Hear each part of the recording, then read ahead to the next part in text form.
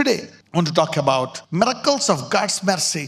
నూతన నిబంధనలో దేవుని యొక్క కృప అద్భుతాలు చూద్దాం. 2వ రాజులు 23:25. అతనికి పూర్వమున్న రాజుల్లో అతని వలె పూర్ణ హృదయముతోనూ పూర్ణ ఆత్మతోనూ పూర్ణ బలముతోనూ యెహోవా వైపు తిరిగి మోషే నియమించిన ధర్మశాస్త్రము చొప్పున చేసిన వాడు ఒకడునూ లేడంట. అతను తర్వాతైనను అతని వంటి వాడు ఒకడును. అంటే ధర్మశాస్త్రాన్ని కొంచెం తూచా తప్పకుండా పాటించినటువంటి ఏకైక రాజుగా మనము బైబిల్ గ్రంథంలో ఎవరిని చూస్తున్నాము? జోసియా. ఎవరు మనవడు? మనస్సే మనవడు. మనం చూస్తే మనస్సే తండ్రి హిజ్కియా బాగానే ఉంటాడు. Is a good. చాలా విశ్వాసాన్ని చూపించాడు, గొప్ప కార్యాలు చేశాడు, దేవుని కొరకు నిలబడ్డాడు. ఆఖరిని దేవుడు అతను అద్భుతంగా ఒక ప్రవచనం వచ్చిన తర్వాత మంచం మీద తిరిగి ప్రార్థిస్తే ఎన్నేళ్ళు ఆయుషిస్తాడు.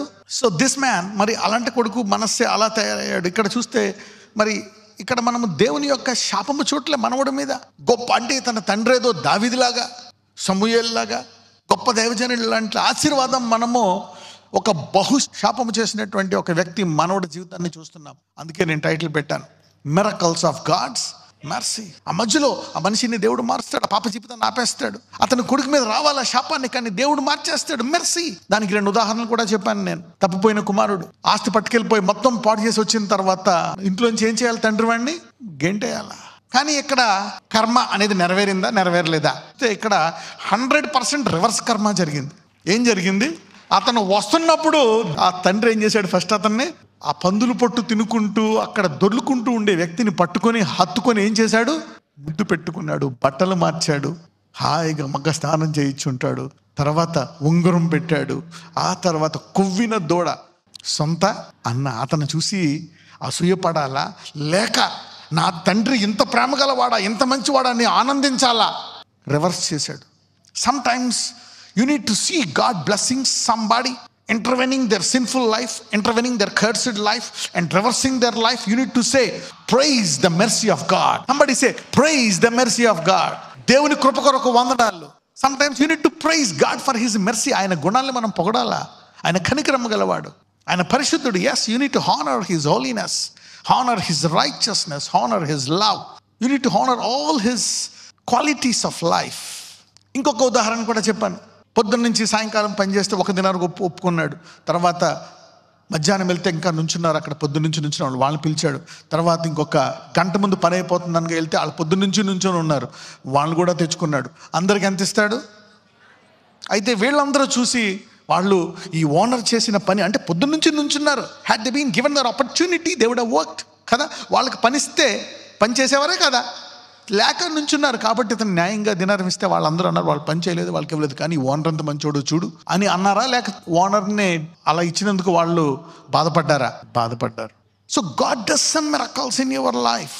ఆయన దృష్టిలో ఎంత దుష్టుడైనా ఎలాంటి వారైనా సరే వచ్చి రక్షింపడాలనేటువంటిది ఆయన చిత్తం. ఒక్కొక్కసారి ఆయన ప్రేమను చూసి మనం అనుకుంటాం వాడి మీద ఏదైనా జరగాలి, ఎంత చేశాడని. వాడు ఆశీర్వదించబడేటప్పటికి మనకు కోపం వచ్చేస్తుంది. యోనాలాగా వీళ్ళంత చేశారు, చేసుకున్న వాడికి చేసుకున్నంత. మళ్ళీ నేను వెళ్ళి చెప్తే వాళ్ళకి మనసు మారిపోతే వీళ్ళకి కర్మ రాదు, అందుకని పారిపోతాడు. చచ్చిపోతా కానీ వీళ్ళ మటుకు చావాల్సిందే. అలాంటి మనస్సు మనకు అప్పుడప్పుడు ఉంటుంది. మనందరికీ మారు మనసు కలుగును గాక. Some times we get that because ఎందుకంటే అవతల చేసింది మామూలు బాధ చేయలే. He has troubled us, made our life a mess. మనల్ని చాలా ఇబ్బంది పెట్టాడు. వాడికి ఎంతో కొంత జరగాల. Some times something should happen. కొంచెం ఆనందం ఉంటుంది కదా, ఓకే. బట్ ఎనీవే ఇటువంటి జరగాలంటే దేవుడు మన హృదయానికి మళ్ళా మారు మనసు కలిగజేయాలి. You know a transformation. May God begin that journey of transformation even from today. ఈ రోజు నుంచి ఆ హృదయ మార్పును దేవుడు ఆరంభించును గాక. So this is what God does. దేవుడు అలాగే చేస్తాడు.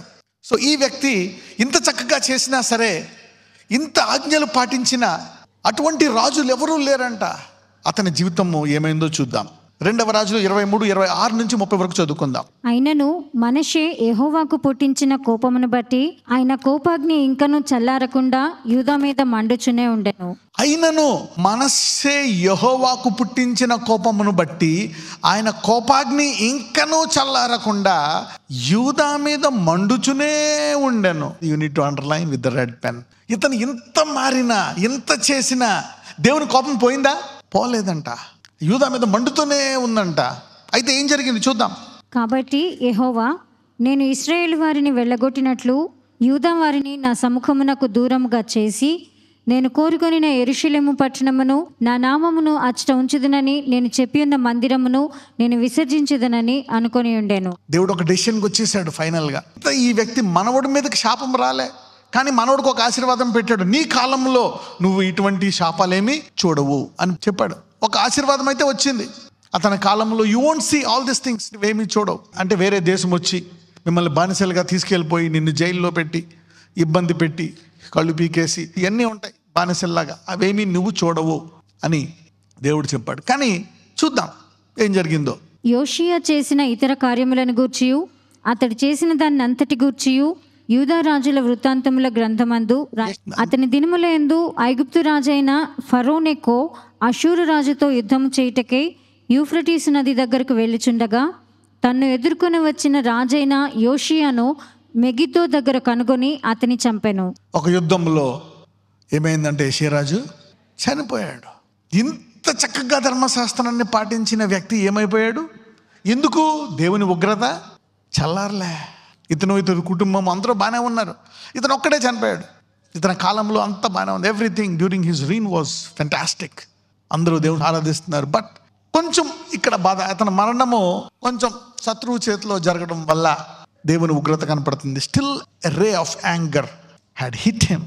Okay, let us study. అతని సేవకులు అతని శవమును రథమున మీద ఉంచి మెగిద్దో నుండి యెరూషలేమునకు తీసుకొని వచ్చి అతని సమాధి యందు పాతిపెట్టిరి. అప్పుడు దేశపు జనులు యోషియా కుమారుడైన యెహోయాహాజును తీసుకొని అతనికి పట్టాభిషేకం చేసి అతని తండ్రికి మారుగా అతన్ని రాజుగా ఉంచిరి. No problem. అతని కొడుకును మళ్ళీ తర్వాత రాజుగా చేశారు. అంత బాగానే ఉంది, భార్య పిల్లలు అంత కుటుంబం దేశమంతా శాంతి. But his death was by the sword of the enemy, right? అందుకనే దీన్ని God's miracles of mercy in what testament అని చెప్పాను. దేవుని కృప అద్భుతాలు ఏ నిబంధనలో? పాత నిబంధనలో.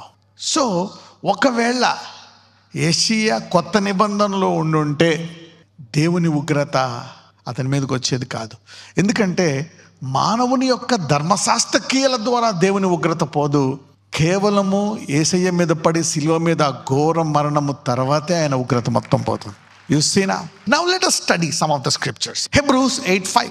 హెబ్రీయులు 8:5. మోషే గుడారము అమర్చబోయినప్పుడు కొండ మీద నీకు చూపబడిన మాదిరి చొప్పున సమస్తమును చేయుటకు జాగ్రత్త పడుము అని దేవుని చేత హెచ్చరింపబడిన ప్రకారము ఈ యాజకులు పరలోక సంబంధమగు వస్తువుల ఛాయారూపకమైన గుడారమునందు సేవ చేయుదురు. ఈయన అయితే ఇప్పుడు మరి ఎక్కువైన వాగ్దానములను బట్టి నియమింపబడిన మరి ఎక్కువైన నిబంధనకు మధ్యవర్తి అయి ఉన్నాడు కనుక మరి శ్రేష్టమైన సేవకత్వము పొంది ఉన్నాడు. So now Jesus hold something. యేసుని నమ్ముకున్న వారు వేరు, ధర్మశాస్త్ర క్రియల ద్వారా చేసిన వారు కొంత మేలు జరిగింది. కానీ ఇప్పుడు యేసయ్య ద్వారా మనకి మరి ఎక్కువ వాగ్దానాలు వచ్చాయంట, మరి ఎక్కువ నిబంధన, మరి శ్రేష్టమైన సేవకత్వం పొంది ఉన్నామంట కొత్త నిబంధనలో. నజరేయుడనేసి ఇదిగో ప్రభా ప్రేమగల హృదయాలు దయచేయండి, అన్నిటికంటే వచ్చిన మొదటి ఆజ్ఞ ఇదిగో నీ దేవుని ప్రేమించు, నిన్ను ప్రేమించే హృదయం మాకు దయచేయండి.